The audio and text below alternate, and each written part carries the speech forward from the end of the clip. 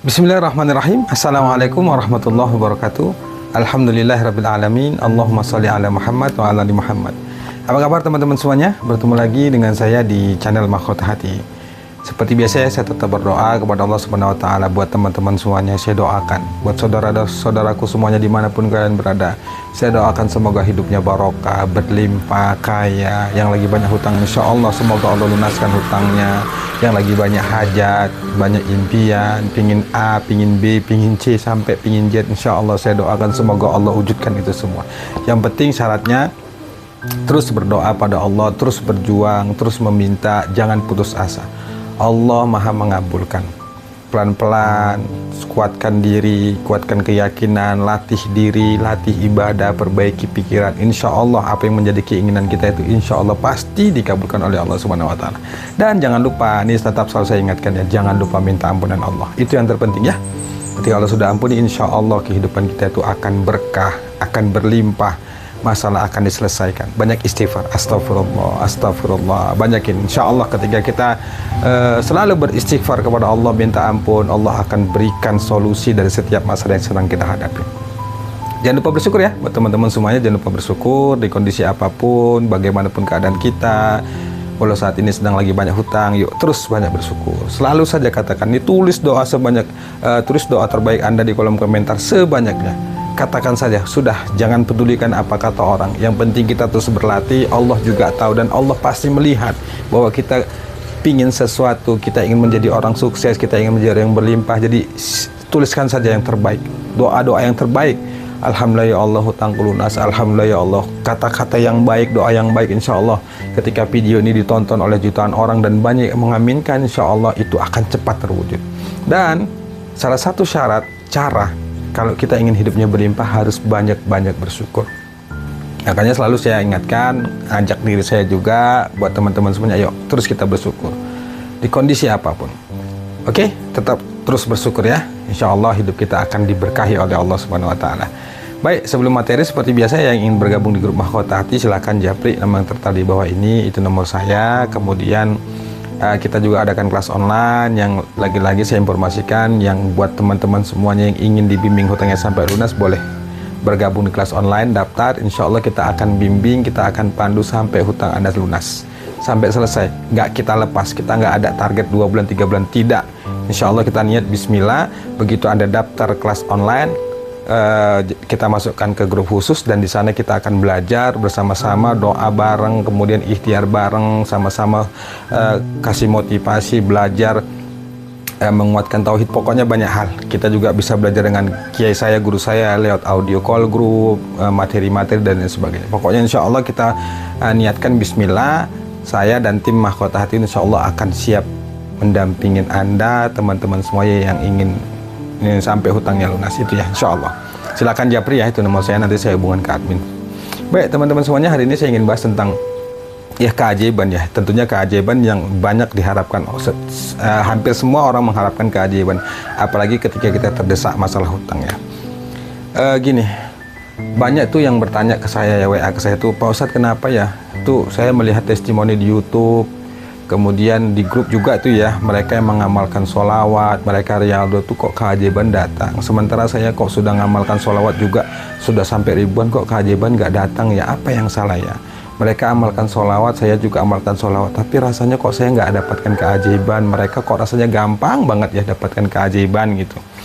Intinya pertanyaannya itu, orang mengamalkan sholawat dapat keajaiban, kita mengamalkan sholawat tidak dapat keajaiban. Apa yang salah?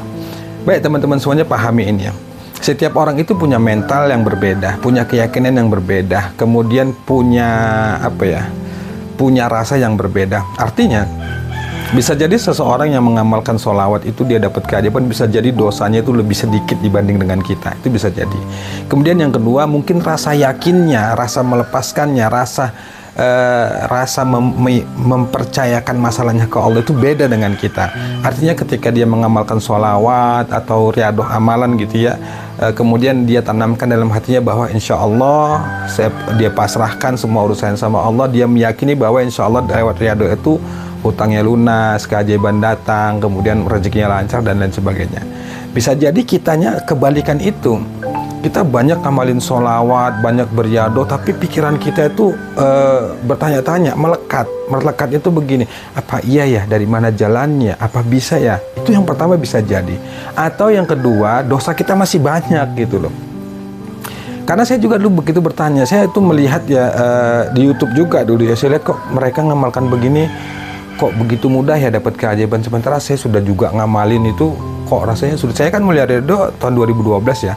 Tahun 2012 tuh saya awal-awal riyadhah tuh kok rasanya sulit banget gitu, tapi hati tenang. Tapi ternyata benar, sesuai pengalaman itu ternyata tingkat perasaan, tingkat keyakinan, mental itu berbeda-beda. Saya meyakini bahwa dulu itu saya fokusnya pada hasil, fokusnya pada keajaiban, fokusnya pada solusi. Harusnya nggak begitu. Harusnya ketika kita mengamalkan satu amalan, apakah itu sholawat, apakah istighfar, pokoknya bentuk amalan-amalan yang sudah diajarkan, itu fokusan kita jangan pada hasil. Dan sebenarnya bukan hanya amalannya, ketika Anda sedang belajar pun fokusnya bukan pada hasil, tapi bagaimana menikmati proses, bagaimana kita ketika mengamalkan itu bisa menikmati, bisa istiqomah. Artinya kita amalkan saja, perkara hasil, perkara keajaiban, perkara nanti bagaimana itu urusan Allah. Yang penting kita yakini bahwa ketika kita mengamalkan sesuatu yang itu sudah diajarkan oleh agama kita dan itu tidak melanggar, insya Allah pasti hasilnya kebaikan, pasti hasilnya itu keajaiban. Karena keajaiban itu mutlak haknya Allah, solusi keajaiban itu haknya Allah. Makanya kalau Anda mengamalkan sesuatu, misalnya sholawat, Anda jangan fokus pada hasil.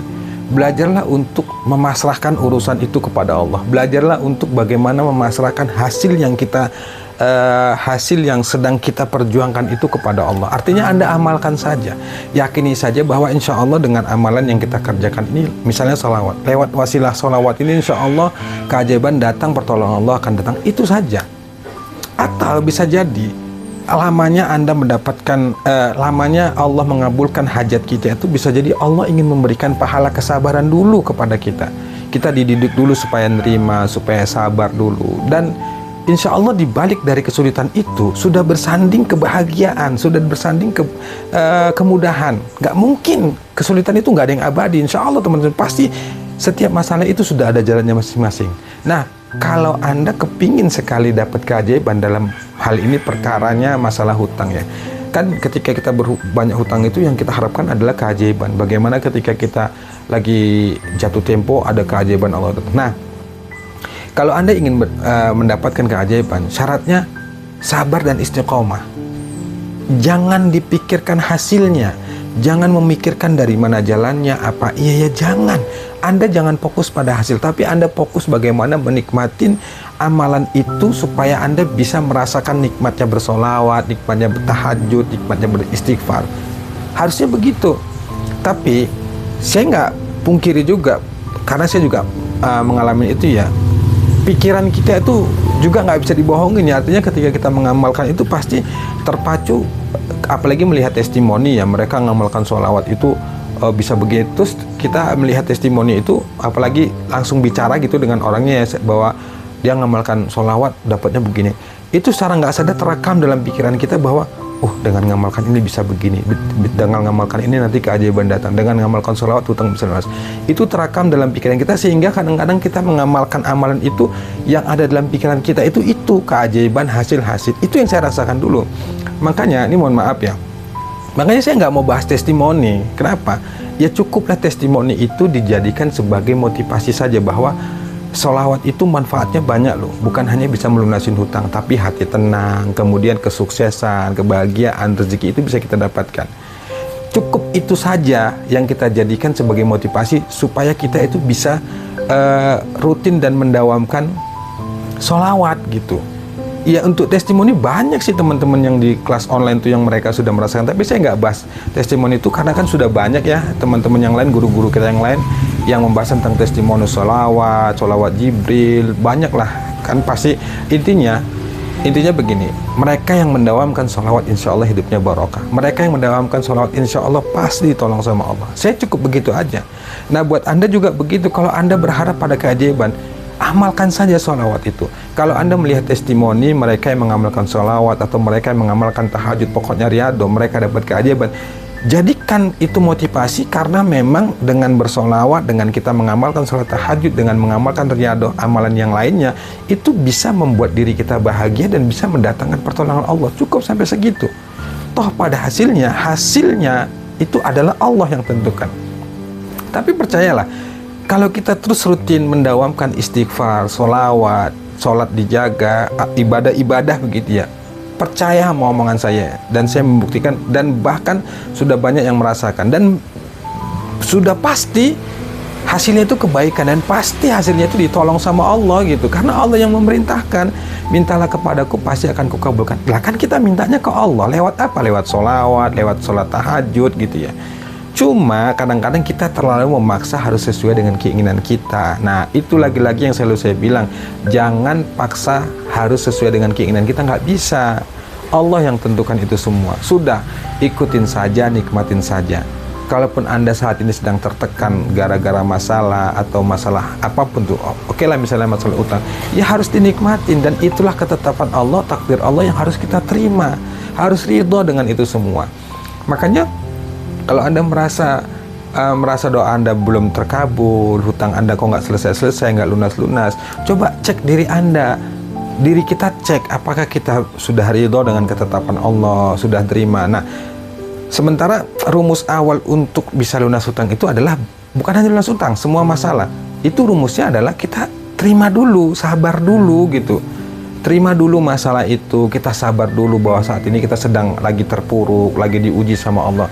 Kita harus terima dan yakini bahwa inilah ketetapan Allah yang terbaik, yang tujuannya adalah untuk mendidik kita supaya kita sabar, supaya kita ridho, supaya kita ikhlas, supaya kita itu dididik sama Allah, supaya kita itu kuat.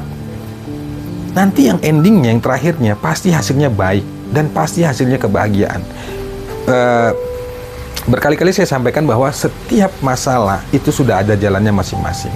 Jadi percaya aja, ikutin aja, amalkan saja. Jadi kalau Anda melihat testimoni yang mereka mengamalkan sholawat dapat keajaiban, sementara saya ngamalkan enggak, jangan salahkan amalannya, tapi cek diri kita.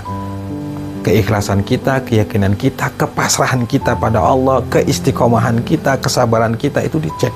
Dosa kita apalagi gitu ya. Makanya saya bilang, dah fokus aja minta ampun sama Allah, karena dosa kita ini banyak. Salah satu penghalang yang membuat lambatnya doa kita terkabul, hajat kita itu sulit terkabul itu karena dosa kita. Makanya banyakin minta ampun ya sama Allah. Jadi itu ya teman-teman semuanya, mohon maaf kalau ada kata-kata yang kurang tepat, tapi itulah menurut saya dan sesuai pengalaman saya. Semoga bermanfaat. Assalamualaikum warahmatullahi wabarakatuh.